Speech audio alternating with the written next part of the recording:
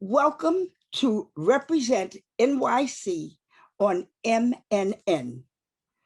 I am Inez E. Dickens, Assembly Member from the 70th Assembly District of Central Harlem, West Harlem, and a little part of East Harlem. We are having a discussion today, and I have great panelists on two things: the oversaturation of drug programs in communities of color, as well as public safety, because they're going hand in hand. And we've got a group of panelists. Jackie Rowe-Adams, who is the founder and president of Harlem Mothers Save. Princess Jenkins, who is the owner of Brownstone Boutique, as well as the president of Women in the Black. Miss Hallia Baker, who is the president, she's a property owner here in Harlem, and she's the president of the Harlem Neighborhood Block Association. And Clarence Butler, who is a senior resident in the area of 125th and Lenox. So I welcome each of you to this discussion.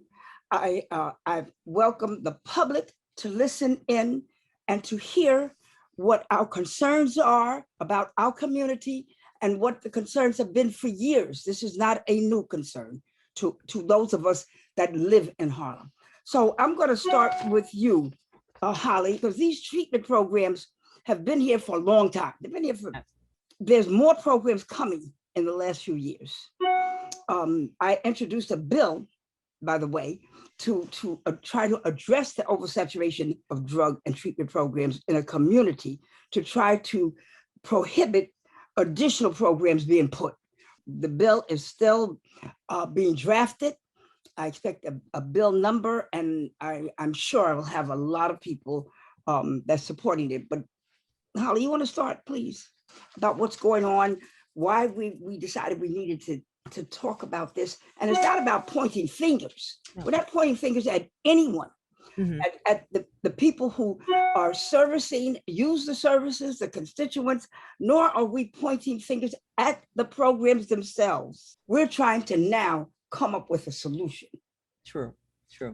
Yeah, I can speak to that. I've been in this area since the late 1960s, and moved to my current location on 126th Street in 1976. And I will say that back in the 70s, of course, there was always drug use out where you could see it. There were people, hanging out on corners and so forth. But over these, I would say, past 5 or 6 years, it has increased at dramatic numbers. And we see that more and more facilities are coming within the region of 125th Street, Lexington, over to Lenox. And at first it was just on Lexington in that area. And now it's spreading and spreading. It's almost like weeds growing. And it's not that the services aren't needed. It's just that I feel that the facilities are coming in and the people are just congregating, but I'm not sure by the looks of it that they're getting the services they actually need. Is someone actually really working with them so that they're not hanging on the streets, that they are going somewhere, that they are getting the care? And it's very concerning. We see people lying out in the street. We've got a school that is just in the next block between Park and Lexington, and those children have to walk by those on the street shooting up, and they see paraphernalia. A couple of times we saw some of the neighborhood community organizations coming out doing a cleaning to try to pick up the needles that are left over and the condoms that are left over. I'm just being straight with you. But my staff joined in several of the cleanings. Right, exactly. And thankfully, and every time I see them, I thank them for doing it. As a homeowner, we try to sweep up and keep clean, but it's very disturbing that it just keeps coming and keeps coming. And we, as the Harlem Neighborhood Block Association, we try to create a moratorium and present it to the community board saying, look, we have what we have, so they're not going away, but can we prevent any more coming? Because until we do that, it's just impacting the situation. They're starting to build up in our area. They're building the condos, this and the other. And I'm saying, how are they going to rent these places to people if when you walk out your door, you're stepping over somebody? they're strung out or whatever. So, and it's not like you said to badmouth anyone at all. No, that's not why we're saying this. We're just saying this not helping, and to just bring more facilities and just, as they say, saturate this area. Needs to be spread out. It needs to be spread out. Thank you so much. I'm going to ask you, Princess, because you're a business owner in the community. You've been here for years. Yes. Your husband, Princess, has had a business for years in the community. Yeah. And I was just listening to what Holly said about the expansion of the drug programs and facilities. But also, do you think, because she mentioned also, Holly mentioned about them maybe not getting the services. Well, I mean, part of the services frequently is mental health. And they have, the government on all three levels has completely gutted the mental health programs so that they were defunded almost to nothing. And now they're beginning to recognize that mental health is tied into a lot of things: homelessness, drug abuse, domestic violence abuse, a lot of that. So now, you've got a business that's had to suffer through this over the years. Can you please tell me, with that lovely brooch that you have on, tell me what your thoughts are about it, and what do you think about what Holly said about how do we stop any more from coming into the community? Thank you, Assemblywoman, for bringing us together around this point. I can only say ditto to everything that Ms. Holly has said. Prior to that, it is a disturbing and devastating situation to watch as a business owner and a resident of Harlem. We do know that there is a serious drug problem, and we do know that there is mental illness. But what I'm finding is, after people do get their services or provided with their medication, there is nowhere for them to go. So once we service these people, many of them are not working. Maybe we should look into some sort of adult daycare where they can go, because we're saying they need to go somewhere, but we're not creating the somewhere for them to go.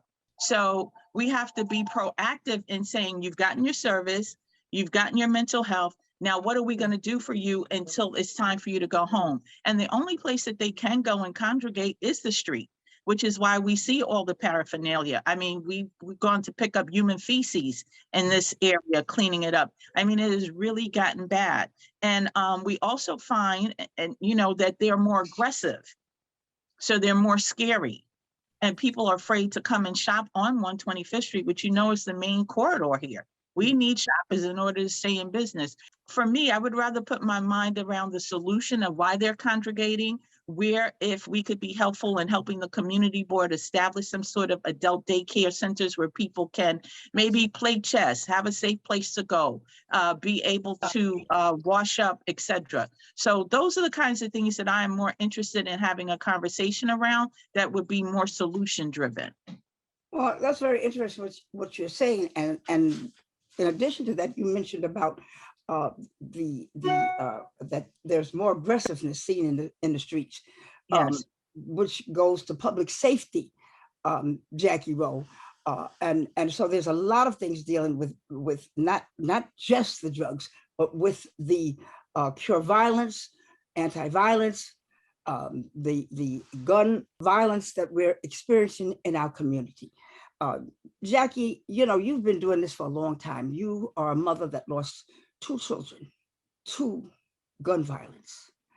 And you challenged and channeled your energies into a positive for the whole village of Harlem, in fact, for the city and the state. So, I'd like you to address some of what Princess is talking about. Oh, absolutely, Assemblywoman. Let me say this. First, thank you for putting us together, and it's so good to see Princess, everybody. Princess is absolutely right, but I just want to add a little piece to it, because it goes hand in hand. This gun violence is out of control. It plays a big part with the drugs. It was all drugs, no place to go, but it is places to go. We have to hold people accountable like you was accountable, Assemblywoman, and making sure that Harlem Mothers Save had a place to meet and help these people get from coming off the street, knowing that we had a safe haven. We didn't have any place to go, and Princess is right. You gotta have places to go, but you gotta have people to help you. You was one to help us. You said Harlem Mothers is all over the place, and y'all are helping these mental illness, y'all helping bereavement, y'all doing counseling. I gotta find y'all a place. Well, I always tell people this story because it's about people using their title to help somebody. And that's what you have been about. And I'm not making it all about you. I'm making it about what's happening today. Other people have to reach out and help some of these kids, help some of these addicts, and get them off the street and just stop using their titles to do whatever they're not doing, whatever they're not doing. But what I'm saying is Harlem Mothers and Fathers had no place to go. We're a support group. We have meetings every first Monday of the month, but it all ties in. We're finding ourselves now getting connected with the homeless, you know, because you found us a safe haven for perpetuity. I don't want everybody to start calling her up and say, give us a place for free. But anyway, you found us a place. You took us off the street, okay? And now we are on 128th Street between St. Nicholas and 8th. Thanks to you, Assemblywoman, because you told the HPD and the developer, if you don't find a place, a worthy group for perpetuity, you will not build. You went gangster on them. I love it. And you know what? That's what other people have to do. We have to get this community back together because people are scared to walk 125th Street, like Princess said, not only because of the addicts, because of the bullets. Innocent people are getting shot and killed. And it's important for people to know that nobody does it alone. We have to do it together. And we have to take and spend our money wisely. Some of us get money, some don't. But whether you get money or not, use what you have so you can get more. Because somebody's watching you. And like you was watching us. I guess I'll stop there and let somebody else have another question. But let's get these guns, let's make our streets safe. Let's get these people off Lenox Avenue taking them drugs and sleeping in the street. Thank you so much, Jackie. And Clarence, you're a resident in this area, this catchment area that we're talking about, although we could almost talk about it anywhere in Harlem, but we're talking today about this particular catchment area of 125th, 26th, 24th Street, from Lexington or 3rd all the way over now to 8th Avenue, actually. And the bid, the 125th Street bid, has been working. Barbara Askins has been working very hard with the programs, with the local businesses, to see what can be done. But I have not heard of tapping on to the residents, the seniors that maybe don't own a business and they may not own a brownstone, but they're still the important arm of this community. It's because on your shoulders that we all stand. So, I mean, so I'm going to ask you, Mr. Butler, would you please share with us some of what you've seen? And are you afraid on 125th Street, or have you heard of other seniors indicating that they are fearful of going on 125th Street, particularly since now they're shooting on 125th Street? Thank you for having me.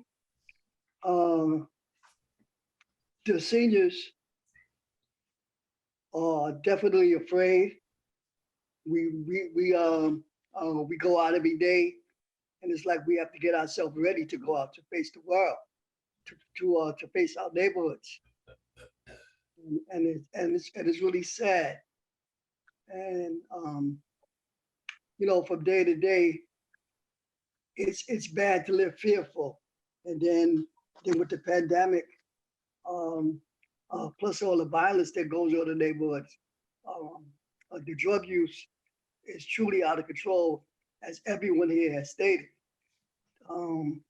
That's nothing new. So whatever you could do for us seniors, we would greatly appreciate it.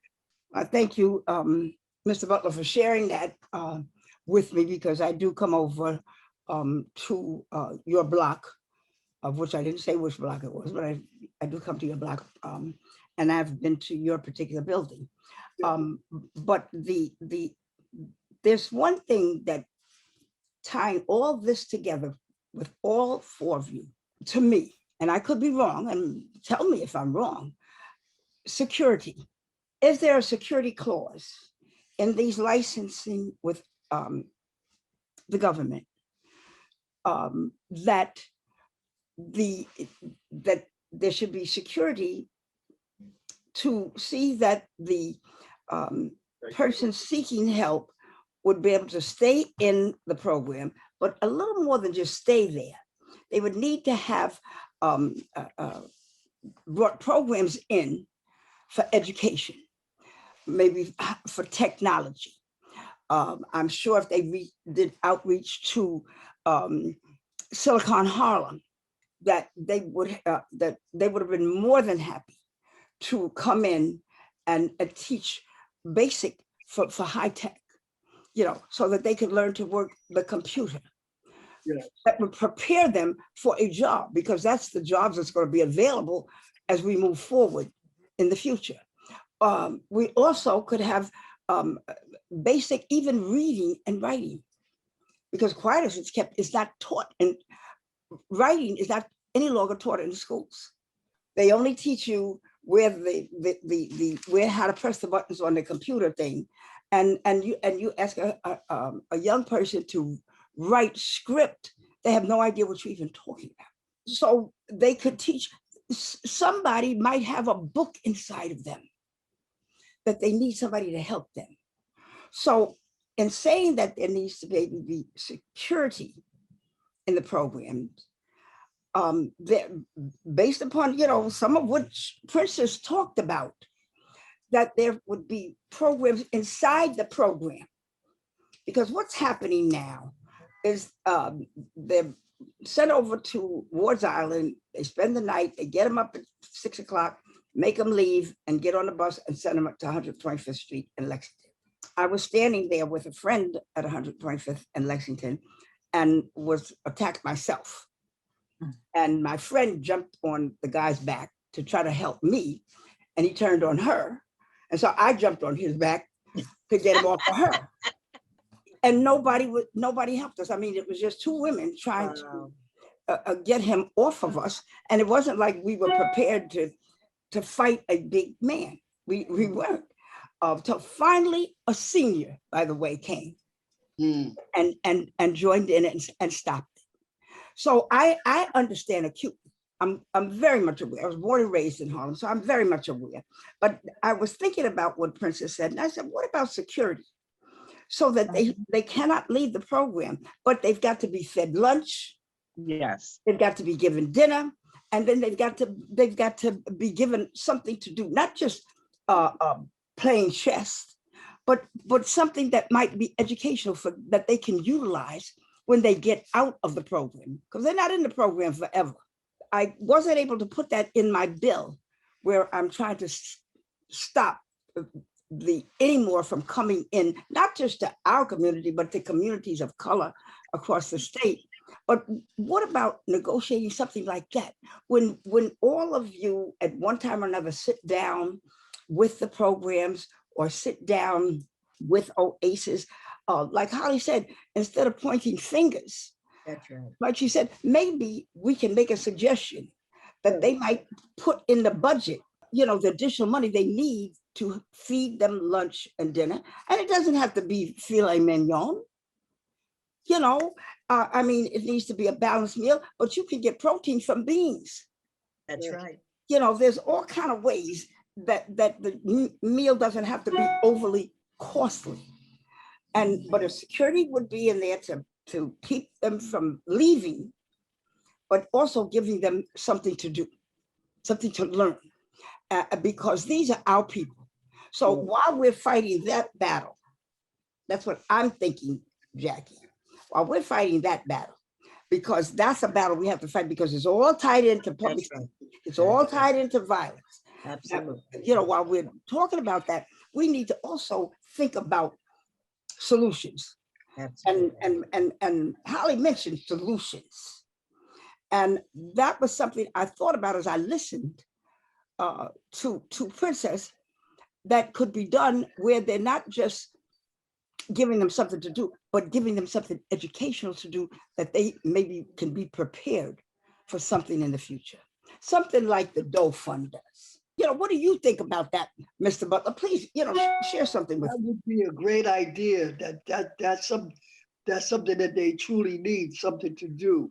Because they stand on the corners all day long. To the point that we can't even walk by them. So, something to do is an excellent idea. You think that that's something viable, Jackie? Yes, and I'm glad you're saying that. So I just want to, what we're working on now is just what you're saying. We call it a one-stop shop where everything is. You can go get your hair cut. You could go get trained. Now, one of the things that Harlem Mothers is working on with Big Russ, as we speak, we're going through Mark J, all the bureaucracy, as you know. I love Big Russ. He is so good at this community. And is a training school. He's want to open up a training school to get kids off the street to learn and train them how to cut. We will do the clinical part, the mental, the health part, Harlem Mothers, but he would do the training, get kids to come in and teach them how to cut hair. So when you talk about a space like that, we were told to try to find a space from the city, but we will see, we need to talk. That would be perfect, because this is what we need. The security is necessary because there's a program in Harlem named Strive. Yeah. And they used to have where they taught those that had been unemployed, maybe on drugs, they were teaching them how to cut hair, how to style hair, how to be, so that they would qualify for getting a license to be either a barber or a hairstylist. Yes. But of course the funding was cut to the point they no longer could do it, but they did it for years. Strive did. And I think that's doable. And Big Russ is, he has big shoulders, so he can carry the load. But I was thinking about something too. At City College, because a lot of our young people that may be in trouble or middle-aged or maybe they're college, they could be college bound. I'm not going to say they cannot be. They could be college bound. And Congressman Rangel started a program. One of the last things he did while in office, and it's taken him all this time pushing to get a program at City College to do just that you and Holly and Princess and Mr. Blake are talking about. I don't know if they've opened yet because they just announced it finally. So maybe that was something that, we could think about. And so, but no one does it alone. I cannot do it by myself. We all have to come, and we're not going to all get what we want individually. But if we can collectively get the best we can get for our community, then we've done a job. We can look back and tell our grandchildren and say, we did do something about this other than complain. And we came up with an answer, understanding what has to be done for the community, the village, and for our families that are in need. I want to thank each and every one of you for coming on this afternoon to have this open discussion. I hope that we've been able to exchange some ideas in this dialogue that we each can take away from this and join together to our various other networks. Let's think about this. Let's talk about this. But we got to join together, and this is what we're going to be asking for. This is what we want. And we're not pointing fingers. We're saying this is what we want. Now, we have sustained over the years of the oversaturation, the gun violence. I mean, I was born and raised in Harlem, and I mean, we had gun violence in the 70s and the 60s, only then it was heroin. So now the drug has changed. So today, we're talking about a different drug, and we're talking about increased violence. All of you have, in your own paths, has stepped up to the plate to try to stem the tide. But it's not one group by themselves. We've got to join together. In strength, in numbers, there's strength. So I want to thank each and every one of you for coming on. You have been excellent to come up with ideas without, I know so many people were frightened we were going to sit up here and start pointing fingers. And I said, no, we're not about that. We're not trying to point fingers. We're trying to get an answer. How do we save our community? How do we save our young youth? The youth are our future. And if we don't take care of them and preserve the village and the culture for them, then we don't have any culture. We don't have a future. So, you know, the work that you did, Mr. Butler, over the years, you know, it cannot go in vain. But now the next generation, like mine, Jackie's, I won't say Princess, I won't say Holly, you know, they're up to take the mantle and run with it, but they got to do it together. I thank you. Y'all have been great. I want to thank the staff of MNN for allowing us this opportunity, because you have been the best. I look forward. My office is right at the State Office Building on the 9th floor, 911 212-866-5809. Lamont Mays, Stacy is also Marius. Please come by, call. Let's work together to see what we can do. You know, we all of us have a full plate, but we've got to put a little set aside a little time for the village, for us. So I want to thank you. Thank you. Thank you. Thank you. Thank you. Thank you. Thank you for watching Represent NYC on MNN.